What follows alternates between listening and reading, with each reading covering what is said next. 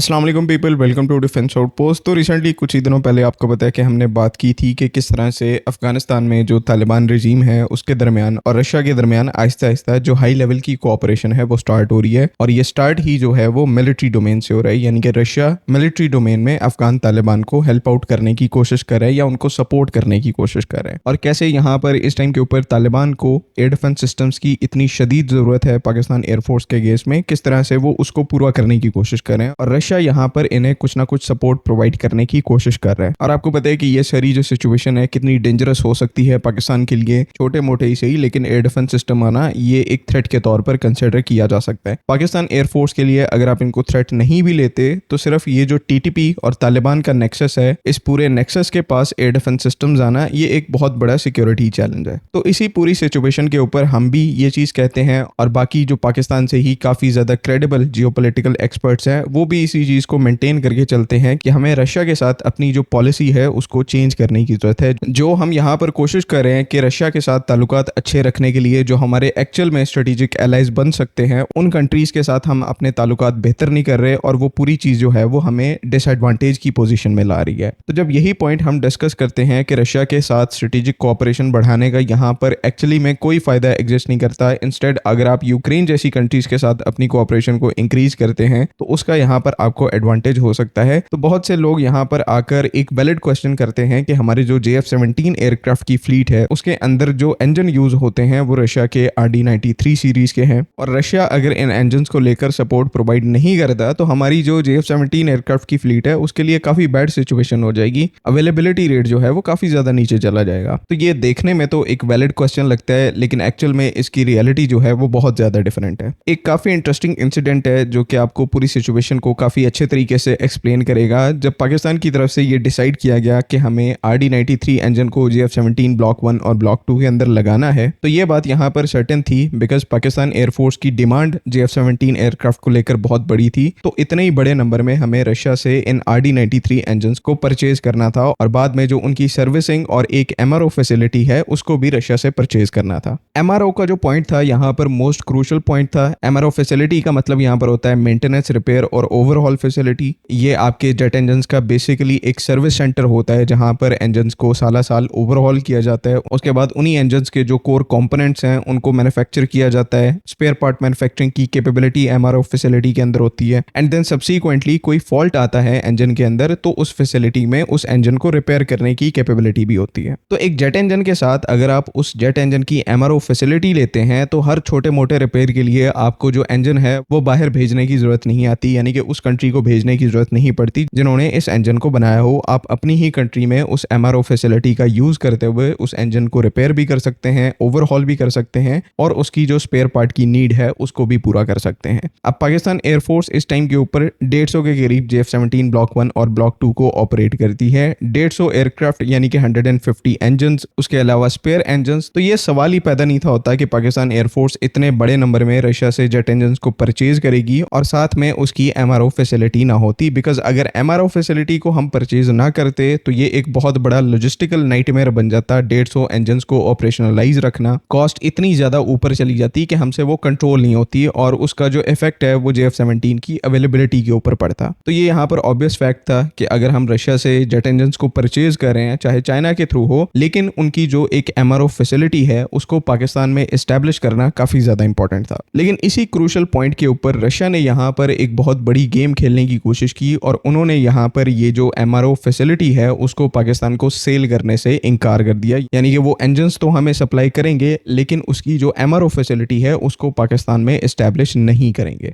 ये एक ऐसा पॉइंट था जिसने JF-17 थंडर प्रोग्राम का जो पूरा फ्यूचर था उसको जेपर्डी में डाल दिया था, यानी कि पूरा फ्यूचर ही उस एयरक्राफ्ट का अनसर्टेन हो गया था। पाकिस्तान एयरफोर्स को नहीं था पता कि आगे इसका क्या करना है। रशियंस हमें क्यों नहीं MRO फैसिलिटी सेल करना चाह रहे थे? बिकॉज एक वो अपने जेट इंजन की जो कोर टेक्नोलॉजी है उसकी सीक्रेसी चाहते थे, उसको शेयर नहीं करना चाहते थे किसी दूसरी कंट्री के साथ। दूसरा यहाँ पर MRO फैसिलिटी ना सेल करते मजबूरन पाकिस्तान को अपने जो इंजन हैं उनको ओवरहॉल रशिया से करवाना पड़ता और जो एडिशनल इसके फाइनेंशियल चार्जेस हैं उनको हमें रशियंस को पे करना पड़ता। तो ये यहाँ पर रशिया की गेम थी। पाकिस्तान ने यहाँ पर काफी निगोशिएट करने की कोशिश की कि अगर हम आपसे यहाँ पर इतने बड़े नंबर में इंजन को अक्वायर कर रहे हैं तो जो एक MRO फैसिलिटी है वो तो एक लॉजिकल स्टेप है, वो तो पाकिस्तान को यहाँ पर मिलनी चाहिए चाहिए और उस MRO फैसिलिटी की भी जो पेमेंट है वो भी पाकिस्तान ही करेगा, यानी कि वो फ्री में नहीं लगा के देंगे। लेकिन खैर रशियंस अपनी डिमांड के ऊपर अड़े रहे और उनकी तरफ से कोई official MRO facility RD-93 engines की पाकिस्तान को ट्रांसफर नहीं की गई। और यहाँ पर फिर आके सिचुएशन पाकिस्तान एयरफोर्स के लिए काफ़ी ज़्यादा ख़राब हो गई थी, बिकॉज इतनी बड़ी एयरक्राफ्ट की फ्लीट को सपोर्ट करने के लिए और उसका जो अवेलेबिलिटी रेट है उसको ऑन पार रखने के लिए एक MRO फैसिलिटी जो है वो यहाँ पर एक बहुत ही ज़्यादा क्रूशल एसेट है और ये पाकिस्तान में होना काफ़ी ज़्यादा ज़रूरी है। अच्छी बात यहाँ पर क्या है कि ये MRO फैसिलिटी पाकिस्तान एयरफोर्स ने पाकिस्तान में बनाई हुई है, लेकिन इसको यहाँ पर रशिया के सपोर्ट से नहीं बनाया गया, बल्कि इस लार्ज स्केल की MRO फैसिलिटी को बनाने में पाकिस्तान को चाइना और यूक्रेन ने सपोर्ट किया है। और इसी एक MRO फैसिलिटी की बदौलत पिछले 15 सालों से JF-17 की जो स्पेयर पार्ट्स की रिक्वायरमेंट है और इंजन अवेलेबिलिटी रेट है उसको पाकिस्तान एक्सेप्शनली मेंटेन करके चल रही है। मतलब कि पूरी JF-17 की अभी तक जो सर्विस लाइफ हो चुकी है उसमें इंजन को लेकर और उसके स्पेयर पार्ट्स को लेकर हमें इशू नहीं देखने को मिला, इवन दो यहाँ पर रशिया की तरफ से इस MRO फैसिलिटी को बनाने में हमें सपोर्ट नहीं किया गया। लेकिन चाइना ने यहाँ पर सपोर्ट किया बिकॉज उनके पास एक्सपीरियंस था रशियन इंजन को लेकर। वो एक बहुत बड़े नंबर में रशिया के जो जेट इंजन हैं उनको लाइसेंस प्रोड्यूस भी करते रहे। उसके बाद उन्होंने अपने जो WS सीरीज के इंजन को बनाया, तो जो सारा एक रेलेवेंट इक्विपमेंट है MRO फैसिलिटी को लेकर वो हमें चाइना ने प्रोवाइड किया। एंड देन साथ ही साथ जो टेक्निकल कोऑपरेशन है वो यूक्रेन की तरफ से की गई। यूक्रेन क्योंकि यहाँ पर सोवियत ब्लॉक की कंट्री है, उसके बाद रशिया के साथ भी इन्होंने जेट इंजन के ऊपर बहुत ज्यादा कोऑपरेशन की।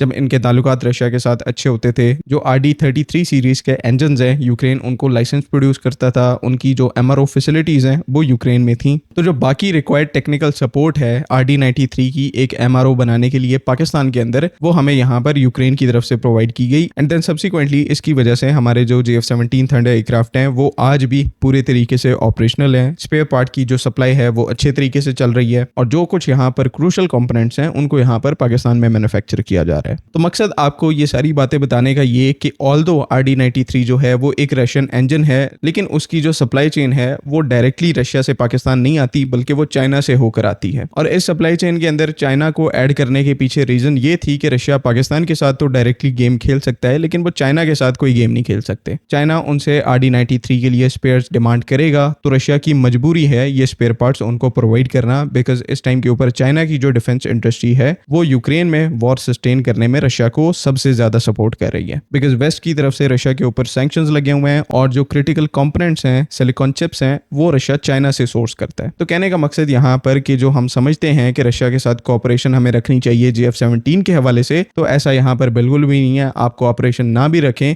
JF-17 प्रोग्राम के ऊपर उसका कोई इफेक्ट नहीं होगा। एट द सेम टाइम आपको यूक्रेन जैसी जो एक कंट्री है उसके बारे में रिमेंबर करना है कि उन्होंने किस तरह से हर क्रूशल मोमेंट के ऊपर हमें सपोर्ट किया है। चाहे MRO फैसिलिटी की बात हो, हमारे जो मोस्ट क्रूशल मिलिट्री एसेट्स हैं उनको सस्टेन करवाने की बात हो, इन सब में यूक्रेन ने हमेशा से फ्रंट लाइन के ऊपर आकर हमें सपोर्ट किया है। सो इसी वजह से हमें इन दोनों कंट्रीज के कॉन्टेक्स्ट में, यानी कि यूक्रेन और रशिया के कॉन्टेक्स्ट में अपनी जो फॉरेन पॉलिसी है उसको चेंज करने की जरूरत है। बिकॉज रशिया से हमें कोई बेनिफिट नहीं मिलेगा और यूक्रेन से हमें काफी ज्यादा बेनिफिट मिल सकता है। अभी भी इवन दो वॉर चल रही है लेकिन यूक्रेन की जो डिफेंस इंडस्ट्री है वो काफी ज्यादा ग्रोन है। उनके पास अभी भी काफी सारी ऐसी क्रिटिकल टेक्नोलॉजीज हैं जो कि पाकिस्तान के लिए काफी ज्यादा यूजफुल हो सकती हैं। तो इसी वजह से पाकिस्तान की फॉरेन पॉलिसी के अंदर क्लैरिटी लाना और अपने स्ट्रेटेजिक पार्टनर्स को आइडेंटिफाई करना, ये एक काफी ज्यादा इंपॉर्टेंट टास्क है जिसको हमें अंडरगो करने की जरूरत है। और हमारी यहाँ पर बेसिकली ख्वाहिश यही है कि हमारी जो स्टेट है इन चीजों के ऊपर फोकस करे एंड हमारी जो फॉरेन पॉलिसी इस टाइम के ऊपर ग्रो कर रही है उसको हम और ज्यादा रिफाइन कर पाएं।